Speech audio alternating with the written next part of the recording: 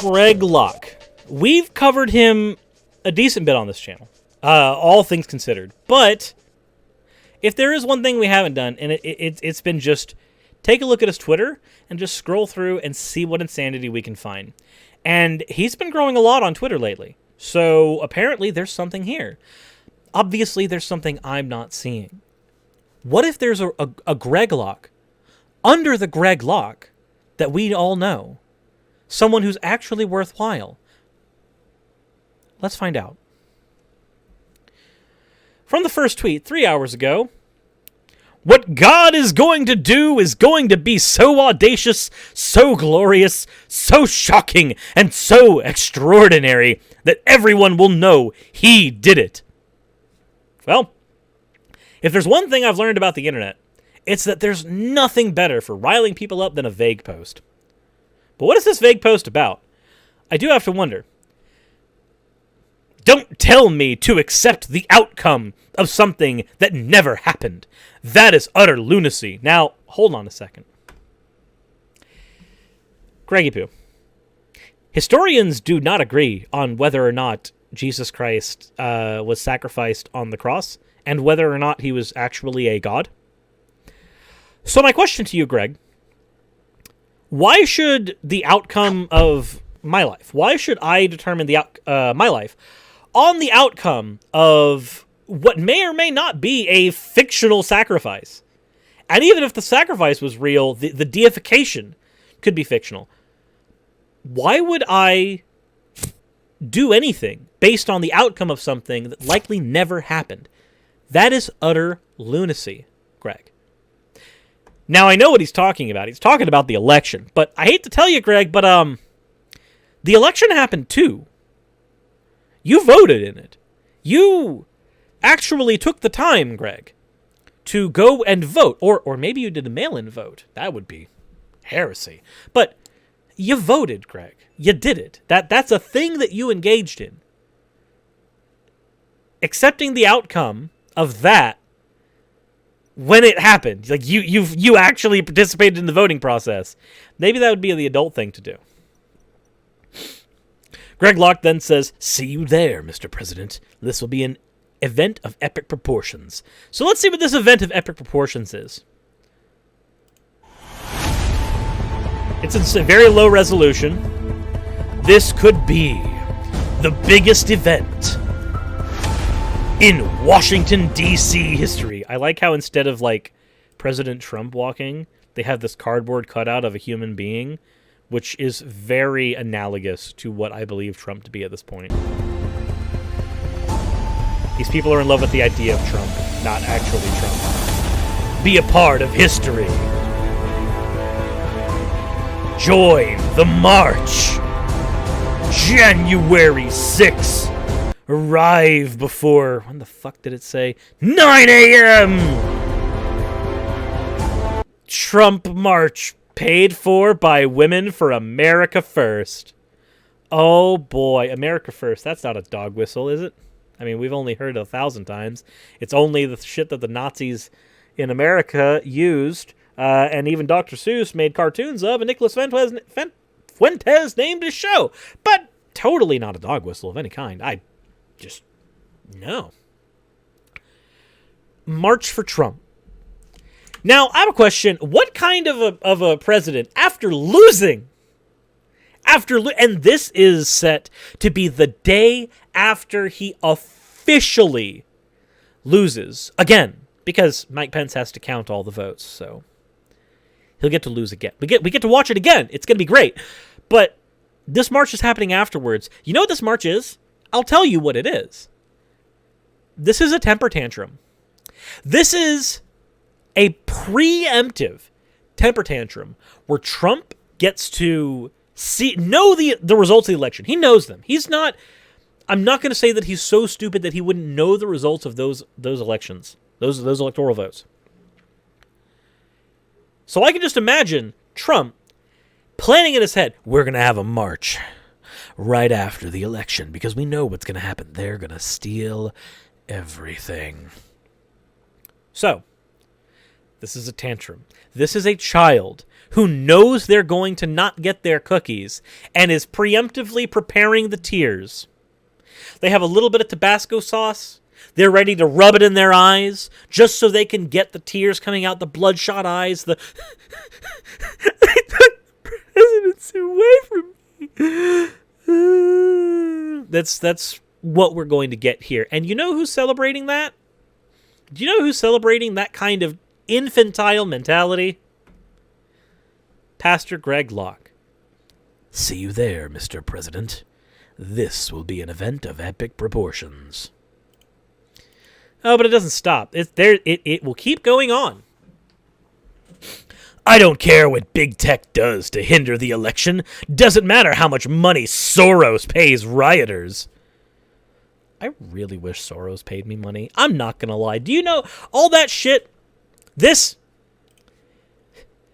kitchen right here that I have had to repair, transforming it into this?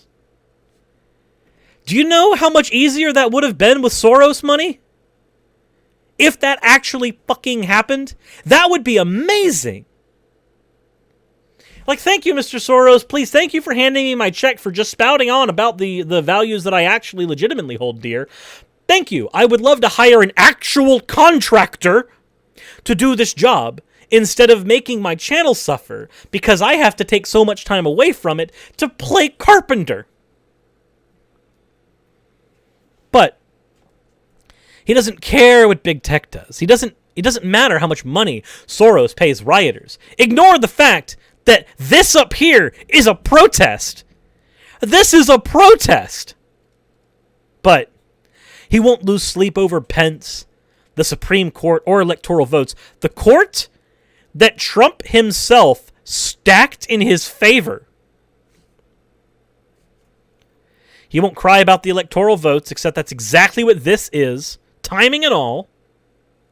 The media can spin more lies and push more fear. Here's the deal. Trump will remain president. Now, how exactly do you figure that Trump is going to remain president? By what measure do you plan on having this happen? Now, I know that the rules of the election have been questioned a lot by people on both sides, mostly Republicans this year, because they're very upset. I would say that Greg Locke, listen, if you're watching this video, if you are engaging on the platform of youtube.com, .net, .org with me, then maybe you and I could be allies for a second here. Because, guess what? I agree. The rules of the election should be changed. How about you and I get together and talk about how we can actually change the rules of the election? Maybe we can have a ranked choice system where we have single transferable votes, where you can actually vote on your favorite person and not just the person that you're voting for so that they can beat the other guy. Because in a situation like this, your favorite person has a higher likelihood of actually getting elected. If you really want Trump elected, imagine Trump might be completely unelectable, and there might be another Republican nominee who is considered more electable, but in a ranked choice system, you would actually be able to put your first choice as Trump and then have that vote transfer if Trump did not get enough of the votes, even with that support, to your favorite Republican. Well, your second favorite Republican, I guess, at that point. That's a thing you could do. Like, I would be able to put in my vote for someone like Bernie. Or, hell, in the case of this election, I would have been able, not that I was able to vote green anyway in my area, but I could have voted for anyone else and then voted Biden as my second. Because, well, in that system, I'm able to actually vote who I want. And then if I don't get them, or they are not electable because nobody has the 270 electoral votes, then maybe we can actually have it go forward. And it just cuts the people who didn't do well out, and then the vote is tallied again with people's second best votes, second favorite votes going forward. Wouldn't that be great, Greg? There's a higher likelihood of you getting your favorite guy and me getting my favorite guy if we do that. But you know what, Greg? There's even more to that. I bet with all of this nonsense about the Electoral College that you're upset about, I bet that you and I could agree that maybe the Electoral College doesn't need to be a thing because, the Electoral College does make it to where certain people in certain areas have much more of a say on the ticket than anywhere else. Why not one vote per person? Why not a more direct representative democracy? Direct votes. Wouldn't that be better, Greg? Wouldn't these things be infinitely better to strive for? If we can agree on that, maybe we can be allies here, Greg. Or you can just, say you're not going to hold your temper tantrum and then just hold it anyway. But none of this addresses the fact that you say that Trump will remain president. Again, I think the only way that you could do that is by changing the way that presidents are elected. And if you're doing that in the middle of an election, you know what we call that? A coup. Maybe Speaker Pelosi should change her profile before saying more stupid stuff. She'll be gone soon, thank God. Nancy Pelosi bans gendered terms like mother, daughter, father, or son in House rules. Wait, hold on. This is from Breitbart. How much do you want to bet? Did Nancy Pelosi ban gendered terms in House of Representatives? Let's see. New York Post said ban on he and she and all Democratic. It's a proposal for one. That's Fox News. Reuters. Let's take a look at Reuters real quick. Rules. Here we go. House.gov. Rules Committee and Chairman unveiled the rules for the 117th Congress's package, which will be introduced. Let's go ahead and... Okay. Establish a selection committee on economic disparity and fairness and growth, requiring a standard committee to include their oversight plans. A discussion of how committee will work over the forthcoming Congress will address the issue of inequities on the basis of race, color, and gender identity, disability, national origins, by changing pronouns and familial relationships in the House to be gender neutral. Make permanent the Office of Diversity and Inclusion to facilitate a diverse workforce that is reflective of our members and district. Okay, so this is... It's just making things more gender neutral. Who the fuck cares? Greg, why do you care? What? How does that... So I understand how this might be seen as like an inconsequential thing or like a why would you do this thing, but how is this an outright bad thing? Like, said to facilitate a diverse workforce that is reflective of our members and districts they represent, and survey the diversity of witness panels at committee hearings to ensure that we are hearing from diverse groups of experts as we craft legislation. What's wrong with that, Greg? Like, okay, let me ask you a question. If I were to create a panel of people to make legislation for you, a white old pastor in Tennessee, and I made it exclusively out of black women of color who only worked jobs that paid them between $300,000 a year and higher, and then I made this committee only them, and they lived in a completely separate state from you, and they had to make legislation about your state. Their life experience is not your life experience. They are not going to be able to write... They're going to be very disconnected from you. This panel... Now, according to you saying that shit like this is bad, because when you're arguing about the gender shit, I'll look at the entirety of what's actually in the rules there.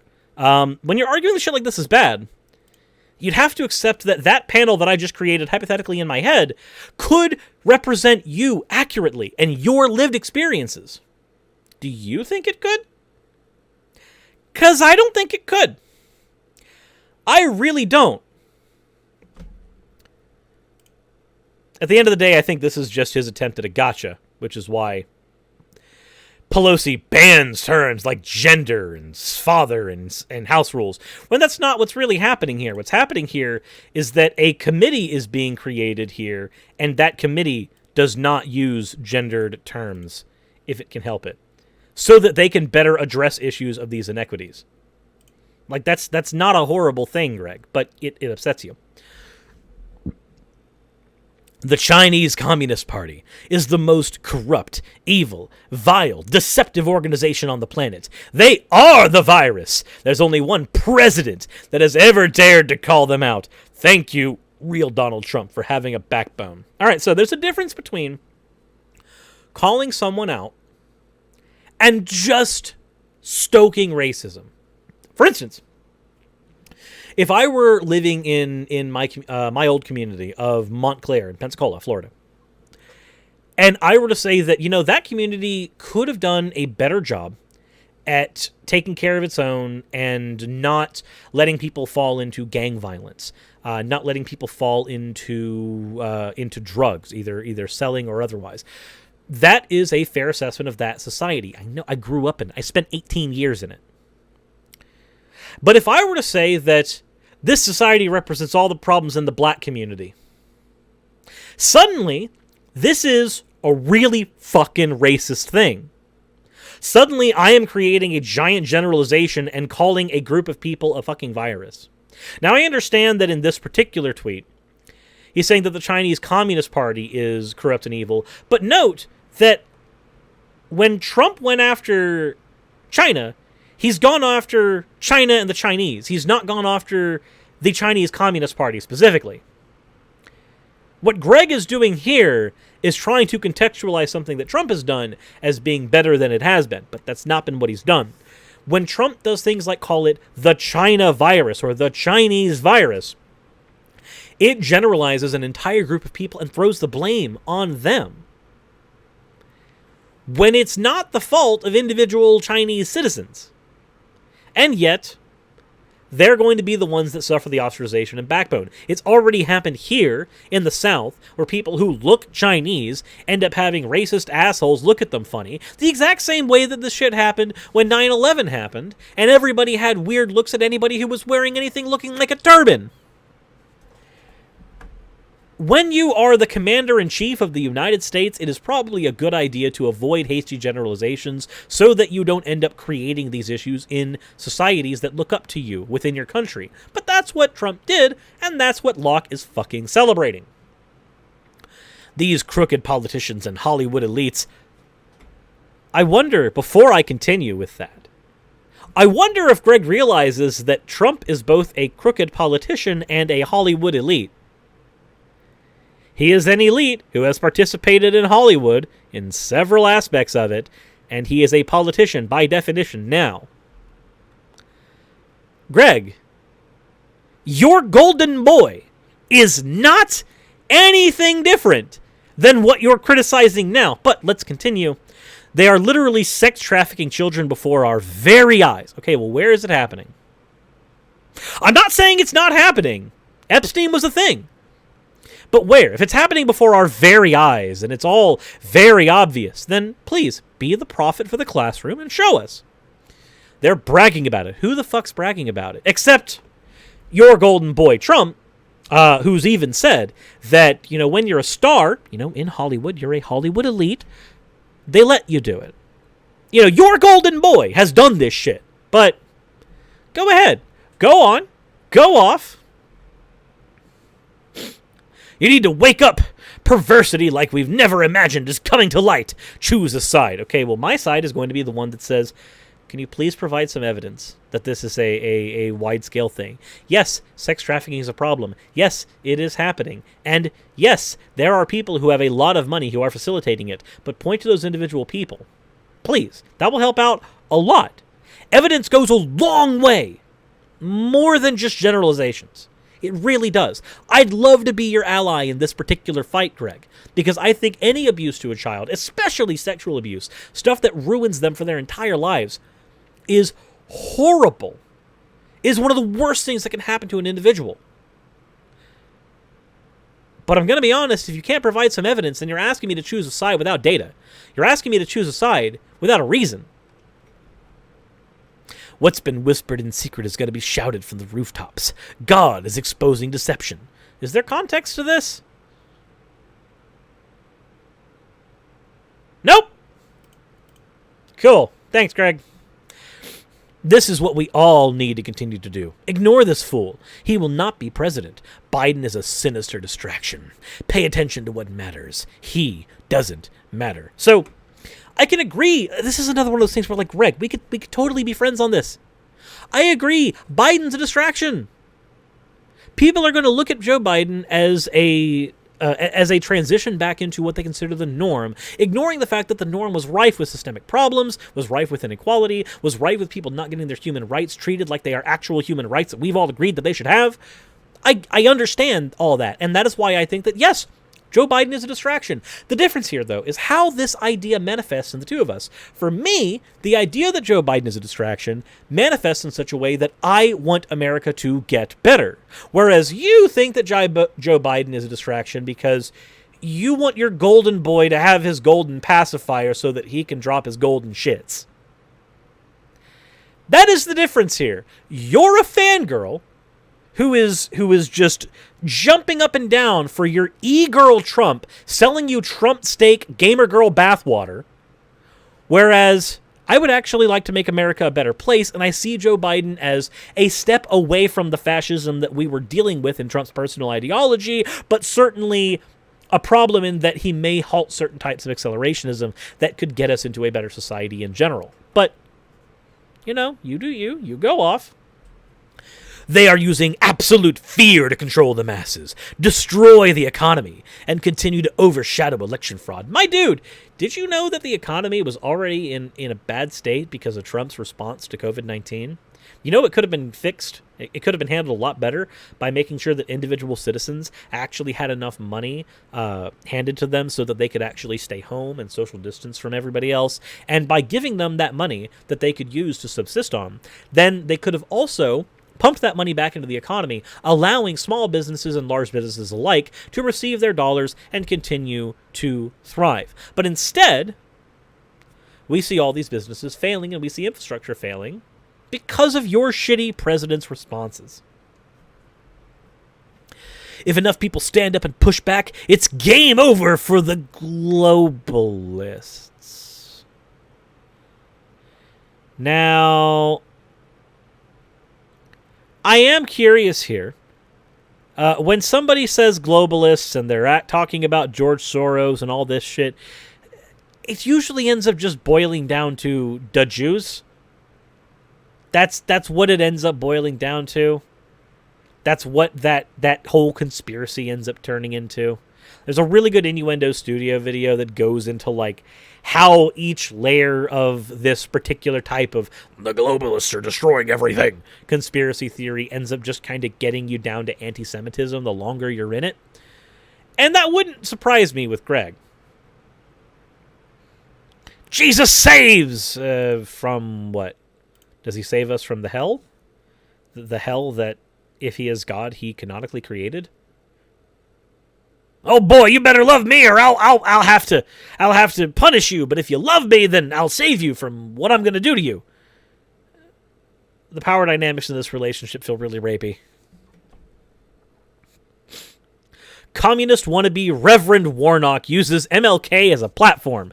Let's be clear, Martin Luther King would have nothing to do with that trashy man. He's a danger to Georgia and an enemy to America. So I want to cover Warnock probably, well, fuck, it's not going to matter because the election is happening in 2 days. If you're in Georgia, 2 days, go take care of your shit, vote for Warnock and Ossoff. Whether or not you are a fan of either of them, it's basically a vote against Kelly and Perdue at this point. But regardless, communists want to be Reverend Warnock. Where has Warnock stated that he's a communist? Where? I'm curious. I've never seen anything from Raphael Warnock that even hints that he's that. At most, he's a disenfranchised liberal. But I've not seen any hints that he's actually a communist. Moreover, using MLK as a platform, you do understand that, like, all the shit that Warnock has been arguing are the things that MLK had been arguing. Especially his stances on the police and how they treat black Americans. Pretty sure that they would be marching together. Just fairly certain. Could be wrong, and if I'm wrong, please let me know. I just realized how much I tweeted about politics in 2020. So in 2021, I promise to step it up and be way more vocal. Silence is not an option. Oh, please do, Greg. Please do. You are the gift that keeps on giving, just like Call for an Uprising and biblical gender roles. The amount of times that you mix politics, religion, and your own inept stupidity, it gives us all a breath of fresh air. It is amazing. Please continue. People say we need to fight like hell in our country. Actually, we're straight up fighting hell itself because these people are demonic. These people. Who are these people, Greg? I'm just curious. Who are these people? Is it the liberals? Is it just the liberals? Is that it? Do you not like the liberals? Because like with everything else in this video, we could totally be friends on that. I'm not a huge fan of liberals myself because I think that they're a little too happy with the status quo. But, you know, that's not the point, Greg. That's not the point. Like with everything, these manifest completely differently. You don't like liberals because they're progressive, and my problem is that they're usually apologists for capitalism. We have the same issues, but they end up manifesting in different ways. I'd say yours is kind of toxic, whereas mine you might consider toxic. I don't know. For me personally, I don't think it is. I was just asked, am I still affiliated with the DDLG Playground? Yes, actually. Not only am I affiliated with DDLG Playground, but I'll go ahead and do a plug for them real quick. A butt plug, if you will. If you need sex toys, if 2020 hasn't fucked you enough, and you desperately need something to fuck yourself with more, or, you know, anybody else, then please go to ddlgplayground.com, pick out whatever various toys you want to get, and please use coupon code Suris to get 10% off. When you do so, you will actually be helping me and yourself. It's 10% off for you, and I get a little bit of that as well, which means I can afford more kitchen repairs. Joy. But if that is a thing that you want to do, then please go right ahead and do so. If not, perfectly okay as well. You don't have to. But the link is in the description. Thank you for reminding me of that. Shameless butt plug. Greg Locke. I have always appreciated Vice President Mike Pence. He's been a principled man on many issues. However, if he rolls over against Trump to save his own career, he will be the resurrection of Benedict Arnold. The fraud is too obvious to ignore. Greg, that's politics. Trump is a sinking ship. People are abandoning Trump. Republicans are abandoning Trump. That is what happens in politics when somebody starts becoming a sinking ship. Usually because they've manifested their own terrible destiny. Typically, the best thing to do is to abandon so that you can further your own career. It's not pretty, but that's the name of the game, unfortunately. But go right ahead. Go right ahead. But with all that said, I think that's as much of Greg Locke's Twitter as we're going to be taking care of today. We may end up covering some more stuff. He has a TikTok, actually. We may cover that a little bit later. But if you enjoyed this, please hit the subscribe button. If you haven't already, please hit the like button. And please go ahead and drop a comment down below and let me know how you're doing. But that all said, hope you guys enjoyed this, and we are going to move on to the next topic.